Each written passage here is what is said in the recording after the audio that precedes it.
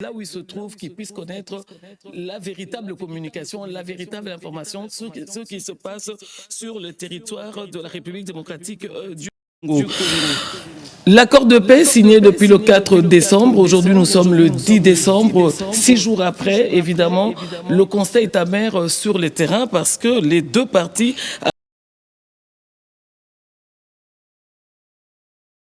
des hostilités.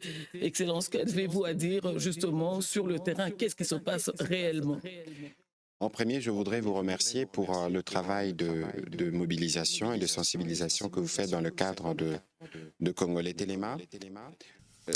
Ni nyuma yo gufatwa kwa Uvira Muyaya yaganiriye n'itangazamakuru. La situation qui se passe dans la partie est de notre pays est inacceptable.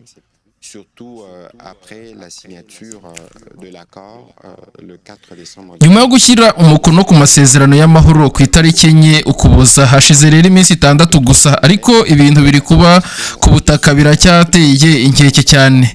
Nubwo impande zombi zari zemeye guhagarika imirwano, urugomo n'ibitero byarakomeje, kandi rero ingaruka ku baturage zariyongereye.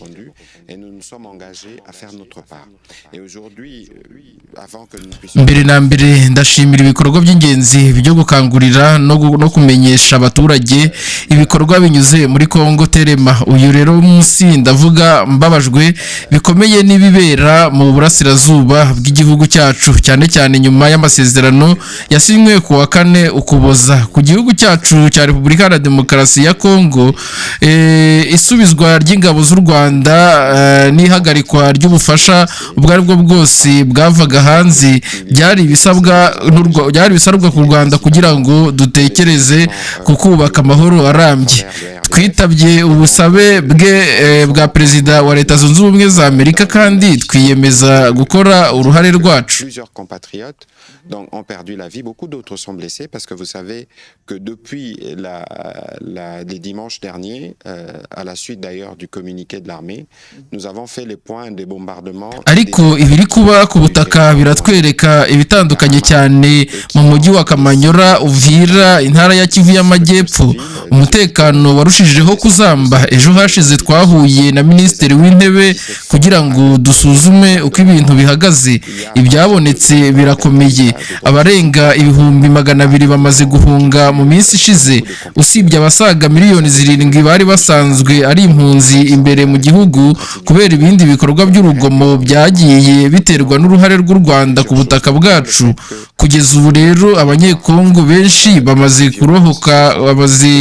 kurohoka, abandi barakomeretse, abandi bamaze gupfa uhereye ku cyumweru gishize. Hakurikiwe rero itangazo rya gisirikare, twakiriye amakuru y'amasasu n'ibitero bituruka ku butaka bw'u Rwanda.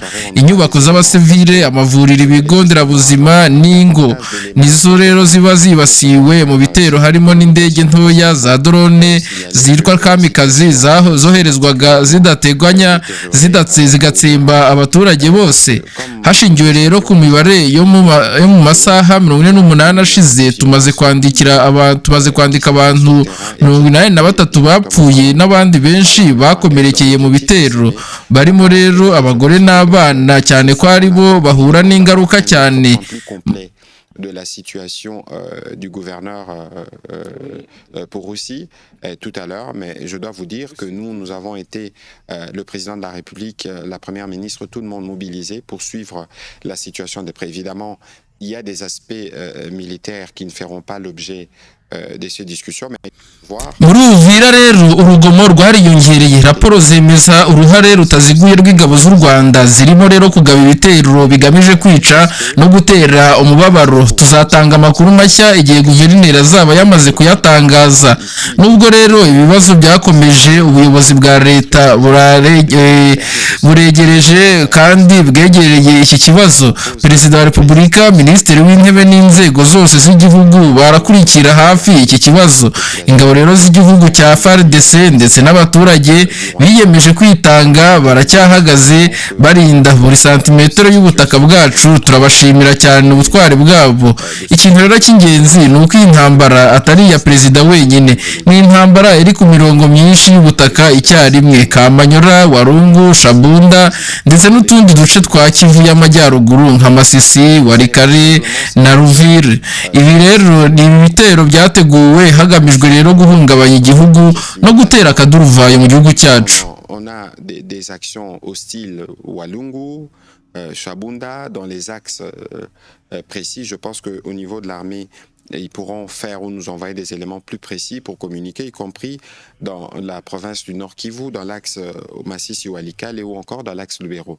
Pourquoi nous les disons? Parce que nous avons un besoin pour les Congolais d'être mobilisés. Et lorsque nous venons communiquer pour... Ati niyo mpamvu rero dukeneye ko abanyekongo bose bahaguruka. Umwanzi akoresha intambara ya gisirikare, ya politike n'iyicengezamatwara.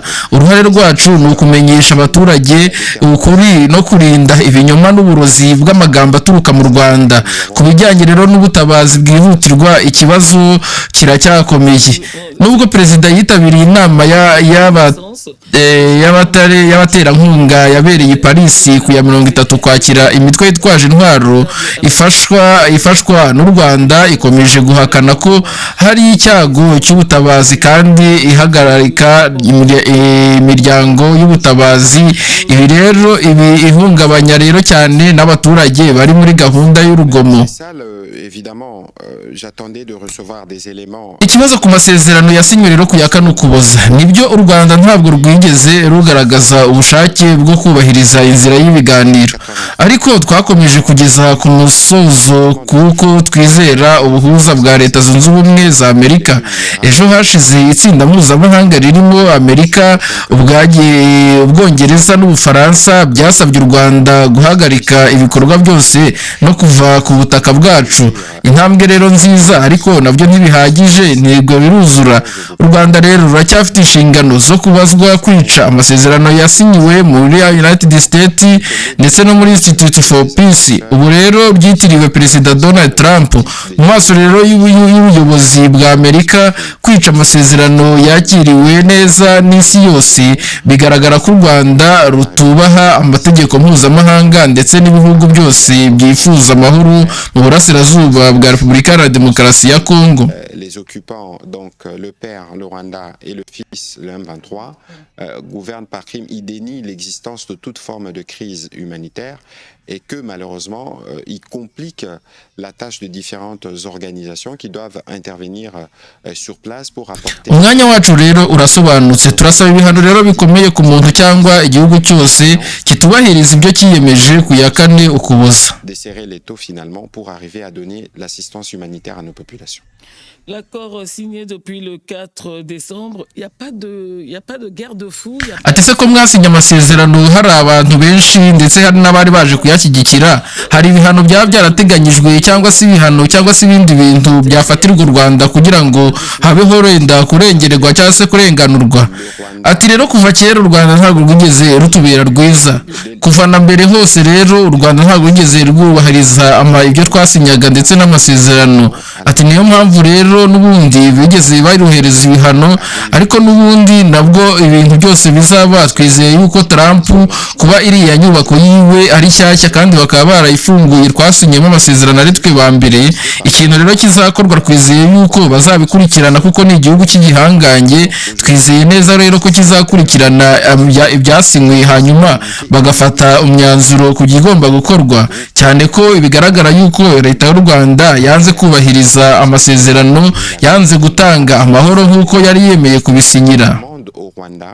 De cesser toutes ces activités et de se retirer du territoire de la République démocratique du Congo. C'est un bon début, mais ce n'est pas suffisant parce qu'aujourd'hui, le Rwanda ne peut pas se permettre de faire un camouflet au président américain. Je rappelle que la signature a été faite à l'Institut Institute for Peace, comme United States Institute of Peace, mais qui est devenu Institute... Ati ku masezerano rero yasinywe ku ya 4 Ukuboza, nibyo u Rwanda rero ntabwo rwigeze rugaragaza ubushake ubwo kubahiriza inzira z'ibiganiro, ariko rero twakomeje kugeza ku musozo kubyizera n'umuhuza wacu wa Leta Zunze Ubumwe za Amerika, turamwizeye.